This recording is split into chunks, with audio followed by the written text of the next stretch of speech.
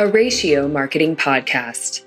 Well, I think at the end of the day, everybody's quickly coming up to speed on cybersecurity and assessing where all of their vulnerabilities are. And I think what we've learned, especially in the past 6 months, is it's just a matter of when, not an if. The attacks are just ever growing in their sophistication, the phishing programs that are out there from a variety of different sources. Have you ever wished you had a healthcare provider on speed dial? Someone you could call to validate your product market fit. Someone to listen and help you see your solution differently. Welcome to Healthcare Market Matrix, a podcast to help you see your market clearly. We dive deep into the challenges faced by healthcare organization leaders that technology has the chance to help them solve. It's all about gaining the kind of understanding you need to effectively connect with your market. Join us as we explore the Healthcare Market Matrix. Greetings, everyone, and welcome to Healthcare Market Matrix. Today, we are going to dive into the information management universe of a major academic medical center. And to do that, we're going to visit with none other than Dr. Neal Patel, who comes by his role as honestly as I think you can. Neal started his tenure with Vanderbilt back in 1997 when he came on as a faculty member in the Department of Pediatrics. And then in 2006, he took on the Chief Medical Information Officer role and then layered on that in 2019, the role of CIO over health IT. And because Vanderbilt is also a teaching hospital, he serves as a professor of clinical pediatrics with additional faculty appointments in anesthesiology and biomedical informatics. And so I don't think you're going to find any grass growing under Neal. That's for sure. But in his CIO role, he's working really to translate the healthcare delivery quality and patient safety goals into informatics strategies and to optimize the delivery of patient care. And so he's consistently working as the translation layer, right? Between the clinical realm and what needs to happen in a modern facility to ensure a great quality of care and access across the continuum, and all the while having the cost universe in mind in the process. It's quite a matrix. Neal, welcome to Healthcare Market Matrix. Thank you for having me, John.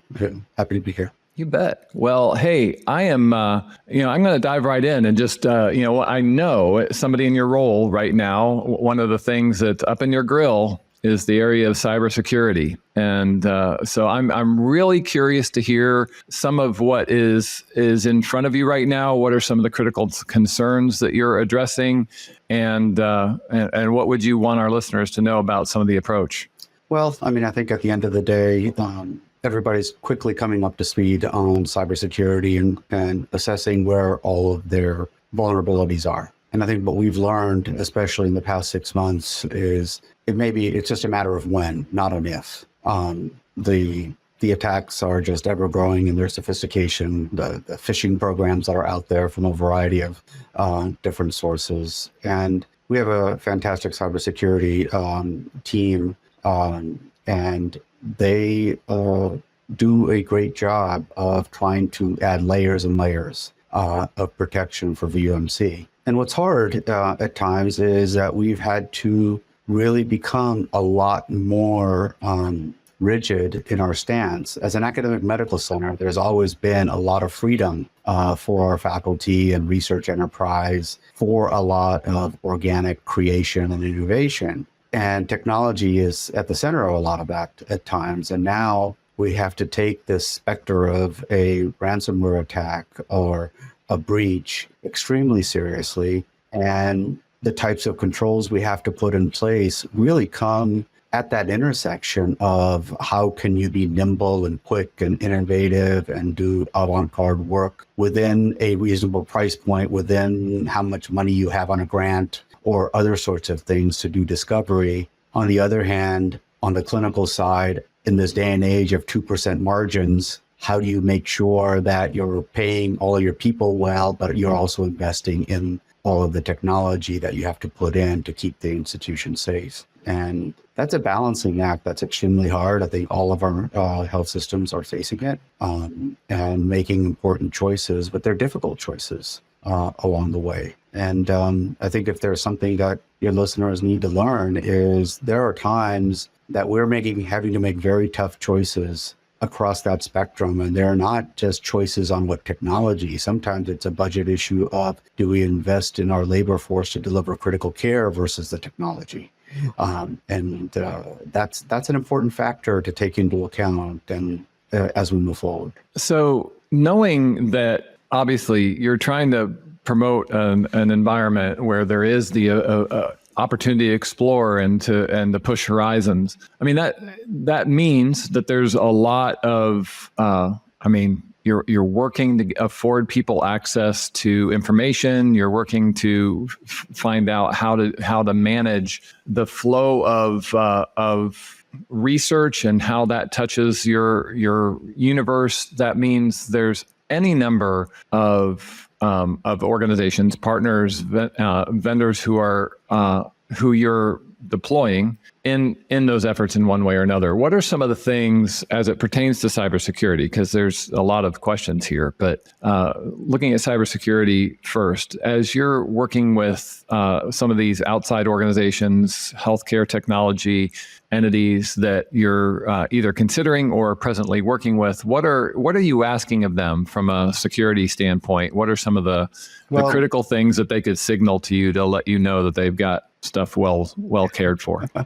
Well, one of the most important things at Vanderbilt as an academic center, medical center, our data is our asset. We do research on it. We have a responsibility to our patient population to keep it safe. And many technology companies in this day and age, that's one of our first questions is, if you need protected health information for your technology to work well, how are you managing it? Where is the data? Does this data reside within our firewalls, or does it have to traverse into a cloud environment? With that, how big are you and how competent, what kind of competence can you display and evidence of that? And I think that's what's made it difficult for a lot of startups these days, because they may have great ideas. Everybody wants to say they're doing AI or something along that realm, but they may not have the robustness to guarantee or take on liability that we would ask them to take on with the type of risk that we would potentially take with our data. Because,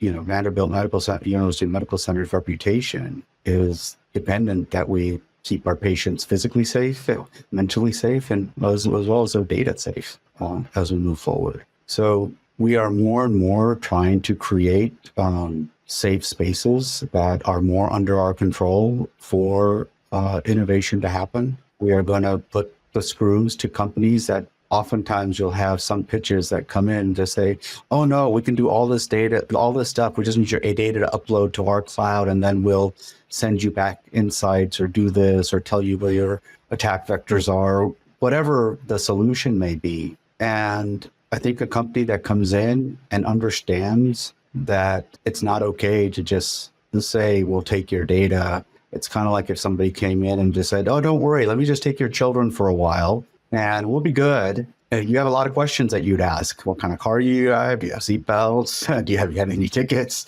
We kind of use that same sort of approach with companies that want to engage with us. On the other side, outside of data, just from a security framework, do you have the capability of integrating into our system and operate within the rigidity of the security measures that we're going to put in place, and still provide ease of use to our end users? Because we have to balance that with the issue of fragmented workflows, frustration on the frontline clinicians, clinician burden and burnout. And so what is your authentication approach? Are you as secure as can be?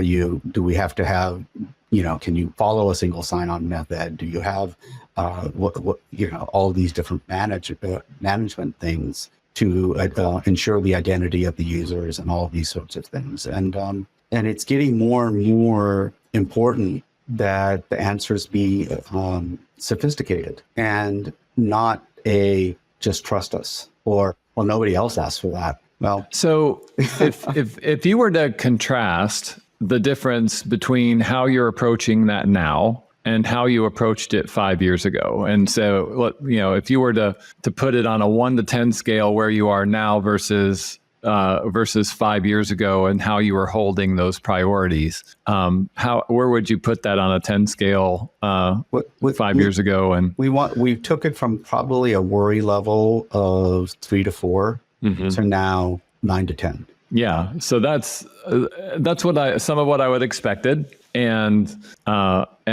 that's worth a big underscore, right? Absolutely. Because now it is like if you're a vendor coming in and wanting to communicate your competency and inspire confidence, it's not just some cursory checkbox. Right. It is a deep, demonstrated understanding of the value your data has to you and what they are actively doing to knowingly care for that in a way that alleviates demonstrates their nature and their prowess of understanding. Yeah, I can give an example.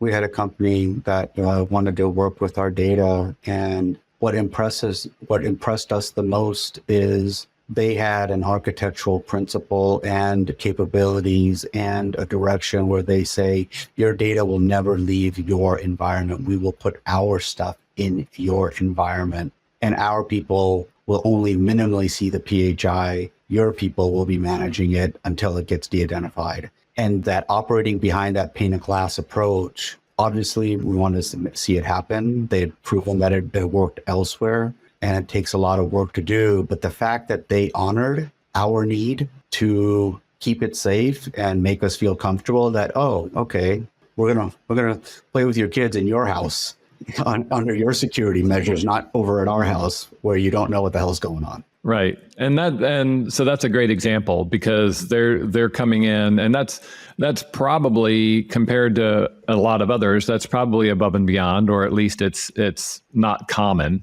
It's not common, but what that allowed us to do was to build a much quicker and rapid progression toward a proof of concept, understanding due diligence, instead of just, getting stuck at hello, how are you doing? Yeah, we'll try to meet for coffee sometime. Yeah. Yep. Yeah. And that's a critical, that's a good and critical underscore for sure. What else fits in that area of concern for you, or what else would be good to underscore as it pertains to security? Or are there any other nuances or things that you would want? I think it's obviously, I'm not a very technical individual. I'm a recovering pediatric critical care physician who went to one too many committee meetings, and this is what happens after 28 years at Vanderbilt. Rather than focusing on the technical, I do think that beyond just the measures and how you operate, how much responsibility are you able to take when you are working with Vanderbilt, and that if something bad does happen, what's your capability of recovery? What's your capability of, your insurance levels? And we're asking increasing bars for companies to clear. And that, I think, looks like it's, disenfranchising a lot of small companies. But unfortunately, before we would do pilots and do all sorts of things and not worry too much. But now it's really hard to just try things. So if there are small companies, it's best to have a way to do a proof of concept or a validation in a safe way. But be ready for that, because you have to earn your way in if you don't already have the chops, because you're part of a major center or a major corporation or a large firm. And so is it fair to say that, again, kind of from a marketing perspective, and I know a lot of these conversations happen earlier, but you're doing a lot of, looking at things before people show up across the table from you. If they're in the context of the front line of what they're communicating, if security ends up at the forefront, that makes it easier for you, or maybe, if I'm hearing you right, even possible for you to look at it. Correct. Correct. Because at the end of the day, the initial bars are going to be data use, security, integration. right? So we've kind of discussed security at a level. In terms of data, not just the security data, but don't tell me that, oh, we'll keep the data forever and we can do other things with it, and we'll combine it with other people's data to help train the model. We're going to care what happens to our data, even if it's de-identified in your realm, because it's getting harder and harder to guarantee that it can't be re-identified. And that's something that's important. So companies that can say, no, we only keep this one's data for this period of time, we achieve it, and then we destroy it, or we do this and we guarantee in this way, again, makes us feel much more comfortable that it's set for the bare minimum and there's not this underlying risk of potential bad things happening with all the data because it hasn't been thought about, right? And we're not saying that anybody's trying to be nefarious with it, but it can be naive. And back in the, yesteryear, that naivete is fine because nobody really understood the risks, but in this day and age, patients' personal information posing no significant risk, it's real. And Vanderbilt takes it seriously. So that gets into the next area that I wanted to push into, which is, just the big umbrella of interoperability. What are you seeing in the, as vendors are approaching you and saying, we can put this in, it's going to work. It's, what are some of the challenges that you often are seeing overlooked? Some of the boxes that are important to check or important for them to be aware of that maybe they're not considering at the level that it makes sense to consider, especially working with an organization like Vanderbilt? So I think sometimes it's a lot of the last mile piece. Let's say there is a application that, does X, but to do that, the pitch says, well, and then everybody will download our app, or all the patients will download our app. And I'm saying, well, Vanderbilt has 1 million patients that have downloaded the Vanderbilt portal, patient portal. Do you integrate with that? No, they download our app because it's going to do this, this, and this. And just like, I don't want to tell my patients that I'm going to make them download something for X purpose. I mean, you and I would not accept that as an end user, right? What if Southwest Airlines said, oh yeah, and for this function that if you want to, do this, download the extra app from Southwest. But that's what a lot of times some of the technology companies come in and tell us. Yeah, that's a great underscore. It's not, it is just amazing to me how sometimes, I get it, because it's certainly easier if they can have somebody make download an app. But at the end of the day, you're asking a human to do something. And it'd be different. It'd be different times a whole bunch. Right. It'd be different if it was for a back office thing in which our employees, which we may say the value of the application, is something that we need to do. But even within that, we know adoption of technology leads to frustration. And in this day and age, we have to do things to make things as seamless as possible and reduce the friction as possible. One of the terms that right now we are fighting every day to bring joy back into medicine because we've not done a good job from the technology aspect and the regulatory aspects of how people's workflows have changed to be able to deliver healthcare well and in a way that makes them satisfied with their job. Yeah, and it's such a critical component. And, I've got a little personal story that you don't even know. But I have a granddaughter who is a Vanderbilt pediatric patient. She is a very medically complex person, and Vanderbilt saved her life. And we can talk offline about what that was all like. But I can tell you that what I know is that is happening. I mean, there's a lot of really intentional efforts that I know Vanderbilt's doing to help those experiences come to life, and protecting people's experience and simplifying that and working actively. My son and daughter-in-law's experience wasn't perfect, but they're both involved in groups and focus groups right now where they're being asked about what they did, what could be better, how it could, what could be enhanced. And I know that that's part of the broader initiative that you're talking about there, right? I mean, how are we going to improve this experience so that people that are in the middle of a hard episode of care are not having to fight stuff other than what they're having to fight because of what's wrong with their bodies, exactly. Right? I mean, it's, and and that's the way it ought to be. And ideally, and you know this, and this is what we're talking about, the technology that we employ doesn't add a frustration layer; it adds a joy layer. Absolutely. You know? I mean, I was fortunate enough after my family yelled at me long enough that I shouldn't drive the beater 2008 Xterra around. That was my COVID car because my son didn't need it anymore and get a real car.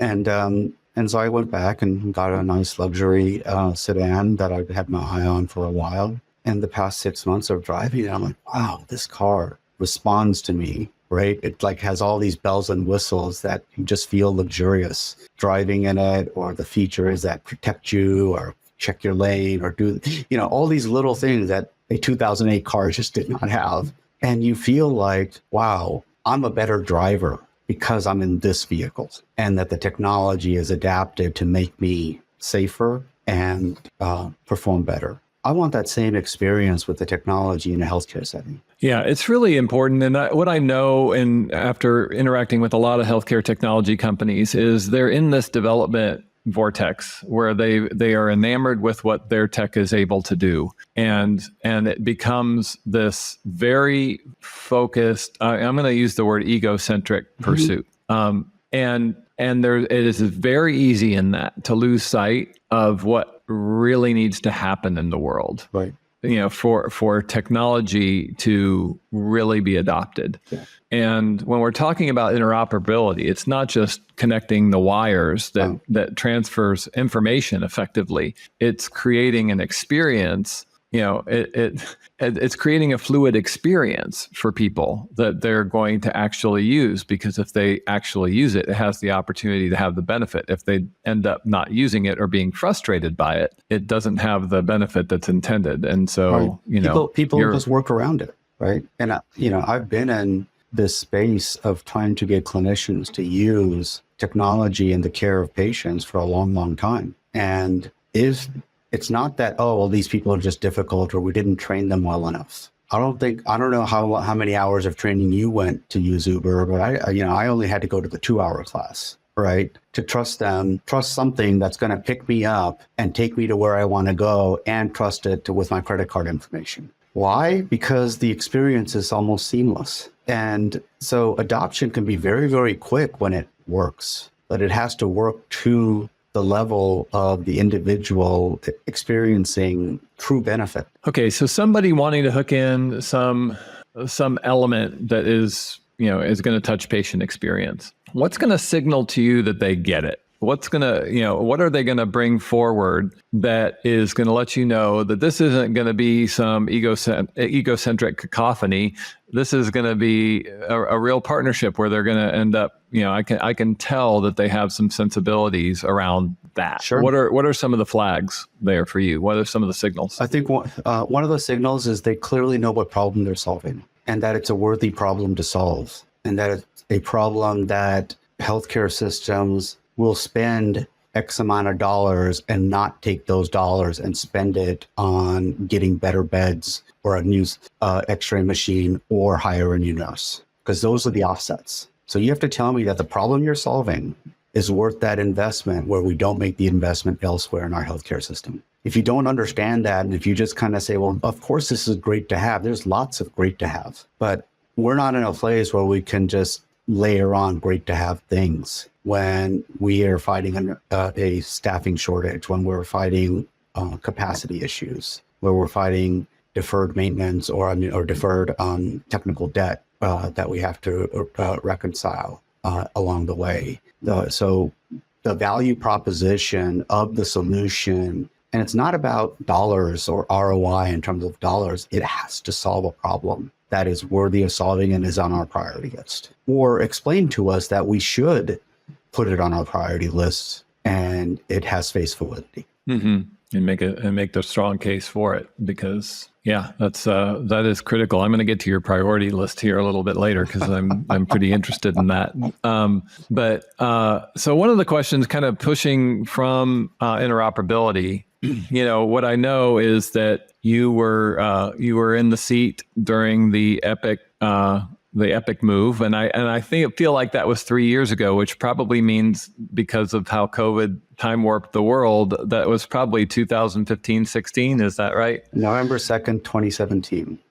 2017. Okay, so it wasn't as far back as that. Well, I guess they announced it 2015. probably. Yes, we announced it in 2015. Yeah. Okay. So implemented in 17, and so you were front and center for that move. I'm curious what if you were to distill, and I know there's a lifetime of learning that comes from any transformation like that, because that's a big critical undertaking. Mm-hmm. But if you were to distill some of the takeaways and things that you learned about the nature of information and how it's managed as a result of that migration, what if you were to distill some of the critical takeaways, what would they be? So first and foremost, it is amazing the amount of information that is needed for all the workflows that you don't know about and that are not in your current system. You have to ask, not is this your workflow, but actually, let me see how you do your work. And all of a sudden you find the lookup sheet taped inside a cupboard or an Excel spreadsheet that's been printed out and a lot of handwritten stuff. And what you find is that transforming workflows requires you to understand where people are starting from and where you need to get them to go, and make tough choices in terms of where it's going to be mandatory that the workflow has to change and that you're going to mandate and or make it a hard stop or a requirement, and where you're going to allow flexibility. And having those conversations in a way that brings everybody along to understand the why it will be of benefit, I think is the biggest thing we learned. It was the biggest transformation project that Vanderbilt has ever undergone. And the level of learning of how one side of the organization impacts another side of the organization was palpably felt, because before everybody operated in their silos, the systems were disparate, but now putting in a platform such as an EHR, in this case Epic, a choice over here in the back office can have a profound effect on the front lines, because now you have a system that data traverses the entire operation. And I think that was profound, because you can leverage that to actually build the bonds of those different teams to understand each other, rather than constantly feeling tribal and those guys don't do their job and that makes our job tough and why don't they understand us, and et cetera, et cetera. Yeah, let's figure out how this can mesh together in a way where we're both getting what we need in a way that makes sense for everybody. Yeah. And in those areas where we're able to do that, we had seamless go live issues. In those areas that we didn't do that as well as we could have, we had a lot of cleanup to do on the back end. And so from that point forward, it's really embedded in us over the past 7 years as we continue to evolve, continue to put in new types of technology to really take that into account. So hopefully I'm going to ask you a question that you can feel free to answer and not, you can tell me if you don't. But so I know that, like you just said, the biggest transformation effort that the Vanderbilt's ever undertaken. What did Epic do well to help you anticipate that? Like, what are some of the things that they, I'm sure there were some pretty amazing meetings in advance of that work. And I know that Epic is very experienced in leading that kind of organizational change. I think I think somebody ought to write a book, around that, because there's probably a lot of tremendous takeaways from those transformations. But Sure. But what did they do well, and that what you maybe it's something you heard in a meeting or an interaction that happened in a meeting and you left with your eyes open and brain expanded. Sure. And I'm going to ask you the converse too. What could they have done better? But let's start with what they did well. I think one of the things that impressed us, and part of the reason that we were successful, and you have to recall that Vanderbilt has been interacting with Epic since 1995. We were the first academic medical center, one of the first academic medical centers to use its practice management system. And so we actually uninstalled that when we re-implemented the entire Epic platform at Vanderbilt. So Epic knew us as an institution. And they knew that we had a lot of proclivity toward innovation and homegrown systems. What they did really well was guide us on what needs to be done, but also hold us accountable, that they wouldn't let us fall off a cliff. There were certain places where they say, no, you can't go here. But in other places, if they would compromise because we could articulate a positive case. So truly a collaborative effort back and forth. There's sometimes a vendor will just say, we'll just do whatever you want so we get it in. But it actually, you're making wrong decisions and you will be unsuccessful in the long run. And there's other situations in which the vendor says there's only one way to do it. And if you don't do it this way, and that results in poor adoption or poor change management and all that kind of stuff. But being able to have that back and forth and bring their experts in so everybody could understand what the choices are at the conflict points was, I think, a really important factor. And really build a trust. Oh, amazingly fine balance. And the implementation folks that we had from Epic were phenomenal. They became good friends through the process, which is exactly what you want. Yeah, it sure is. And I've heard that from multiple people in your or similar seats, that they do a great job of creating that alliance, which is really critical to a transformation effort, because it can't be an us-them thing. It needs to be a us-together thing, and that's important. What would you say are some of the blind spots? What could have been a different? What could have been done better or different in the context of that? I think it took us a while, because even though we were putting in a full EHR system, we still had about 198 interfaces that we had to do to make everything run right because of the complexity of an academic medical center. We have a lot of third-party applications that need to work in concert with an EHR platform. And I think we underestimated, and Epic told us this from the get-go, so it's not like they did it bad or anything like that, but we underestimated how much effort to understand the end-to-end of those third parties, because that's not Epic's space, right? They kind of they want to focus on their software application in that regard, and making sure the interoperability and the flows and the systems with a lot of our third parties. We're much better at it now, understanding our own system. But that was something that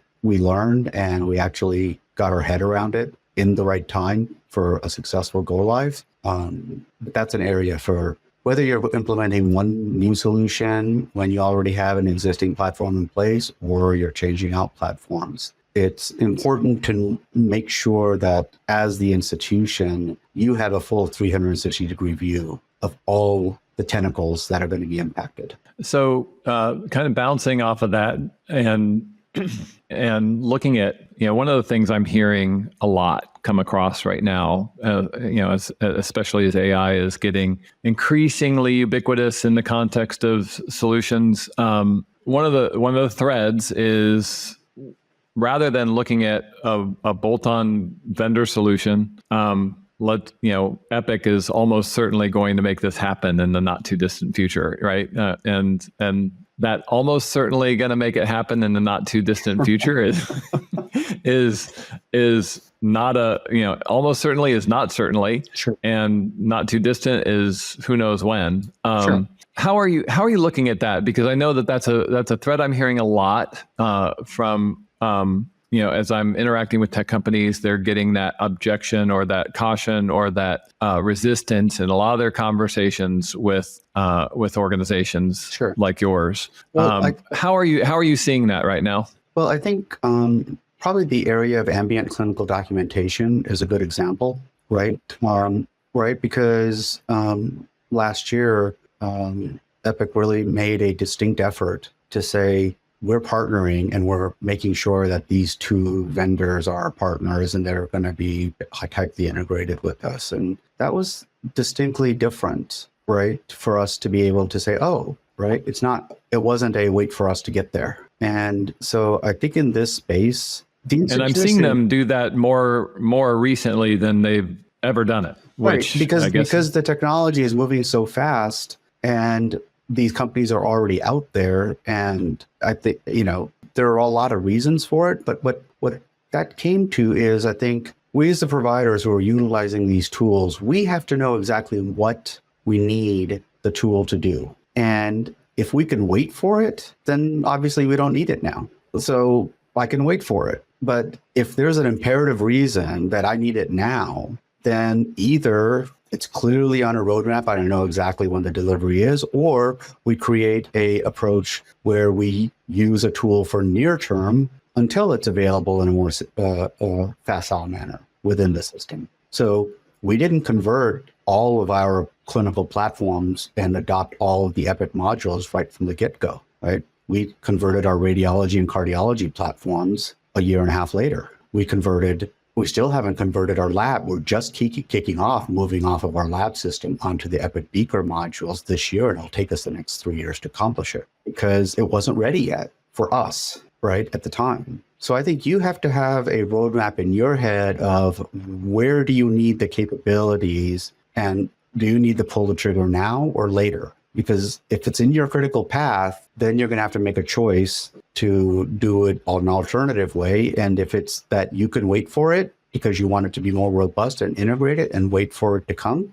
then you wait for it. But I think it's the ownership is on the buyer to have that understanding of how critical is it in their system. I think all too often, it's not okay to blame the vendor for not getting to where you want to get to if you have other choices.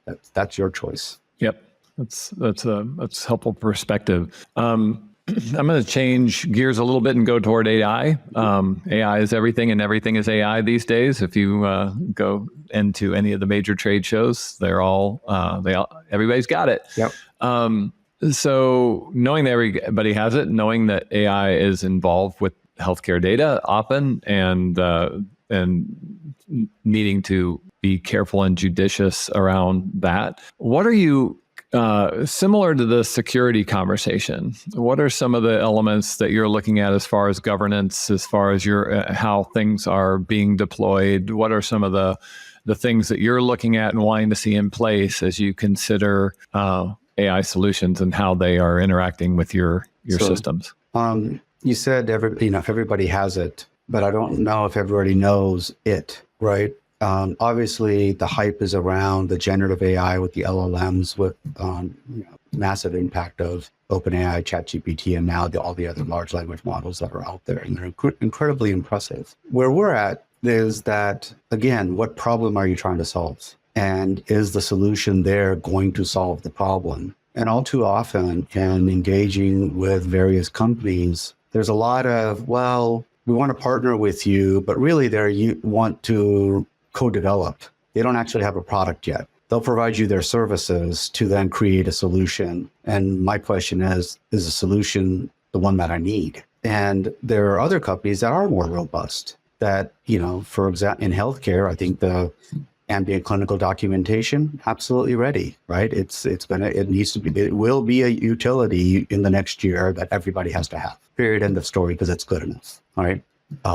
But in certain workflows, not for everything. Imaging AI, different type of AI, right? Not large language model, but detecting critical findings and other sorts of things is robust enough that we have to figure out how the right way to leverage it in various tools, et cetera. But in other realms, there's still a lot of work to be done to actually find that there is the ROI there, because these models are extremely expensive to run at scale. And so again, it'll come back to, great, I can solve this problem at what cost? And that, I think, is the angle that we're beginning to look at it as. And that's where I kind of try to educate folks that we've always had AI, right? If you drive an automatic transmission, that's AI, right? The machine changed gears when it needed to. I didn't have to think about it. By definition, most of us fly planes in which 90% of the flight is on autopilot. That's AI. We don't think about it. In medicine and in EHRs, we've had clinical decision support. We've had predictive algorithms. We've had risk scores.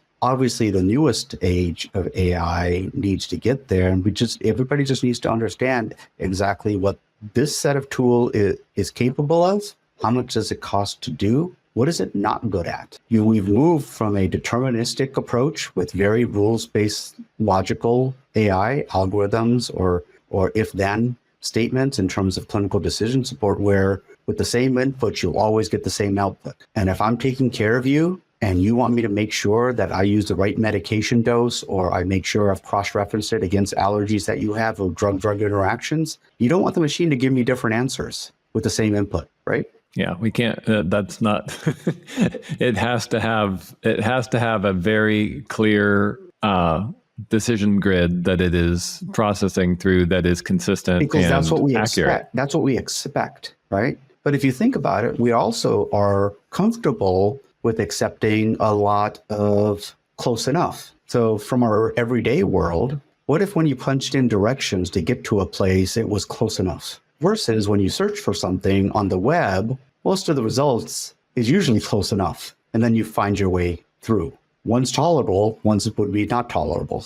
And I think that's how we have to begin to look at AI in medicine, especially. What is the output? And is it providing the information at the level of specificity that it needs to be for the moment? Or is it providing the level of probabilistic information with a little bit of margin for error, and that's acceptable? I think right now, because of the hype, everybody is that, oh, it just does it and it's going to be right. It isn't. And it's more our issue because we don't understand its limitations. It's good at what it does for where you want it to be. And so how is that affecting, like, as you guys are looking at how you're going to be deploying into tools that you're looking at using, what are some of the, are you framing policies? Are there North Stars that you're creating right now? And how far along in the process of that are you? And how are you feeling about it? Well, again, a lot of work ahead, but we've actually started.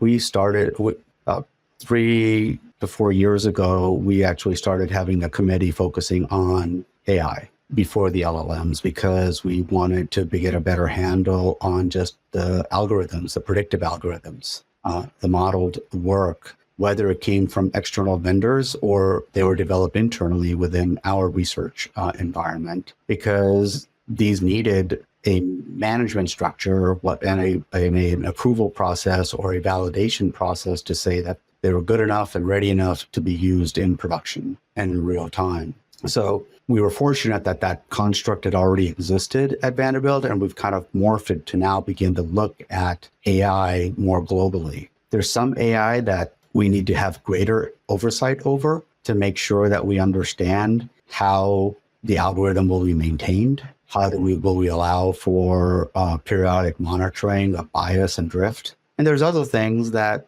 it's locked in and there's not much control or imposition that we can do on it, right? If it's locked into a medical device or something like that. Because if you think about it, EKG machines for years spit out an answer and they give you a presumptive diagnosis. That's AI, right? Putting governance over that is more of, how are you going to make sure that that's not just not looked at and automatically entered into the medical record, right? That there's human oversight. So we're trying to put those, how do we consistently apply the same level of rigor and determine this needs human oversight in the process, and or how you can assess that accountability, and this stuff doesn't, or it's automatic, and or it's in the workflow where we don't have to govern it so tightly because it's not so tightly connected that the information could flow into a place without erroneously and lead to a bad outcome without a human in the middle. Yeah, and that's going to be a really obviously a very fluid conversation as as things continue to progress, and we all are aware of how agile and how quickly things are evolving in that realm, and it's going to be a very cooperative And we're fortunate. We're fortunate. We have an extremely large Department of Biomedical Informatics that has experts in these areas. We have ethicists.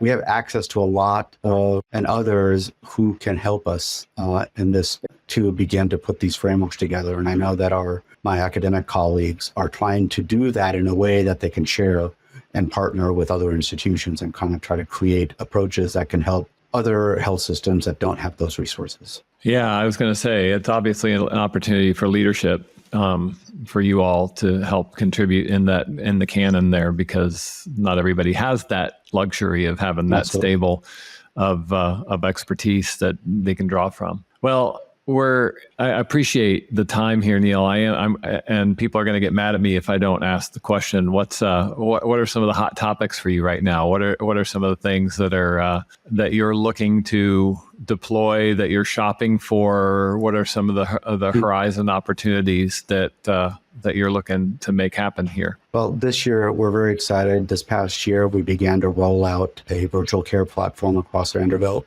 We have about 200 beds live already on that platform. Many know it as virtual nursing, but we're actually looking at it as a truly virtual care, because not only do we have the virtual nurse helping support the bedside nurse and do the documentation, but we also have that person coaching the bedside nurse on things, because we have a lot of young staff at the bedside. We also have our pharmacist doing the patient education virtually through that same platform for our Meds to Beds programs. We have the Access Center utilizing that same platform to be able to make the appointments for after discharge, instead of having the nurse be the intermediary for those activities. So I'm looking at the concept of having a audiovisual camera that interacts, that allows for these virtual interactions in every patient room, that pretty soon will need to be a utility like Wi-Fi, because that's the way we can get expertise to the bedside efficiently and have the right person doing the right job in the right level of engagement.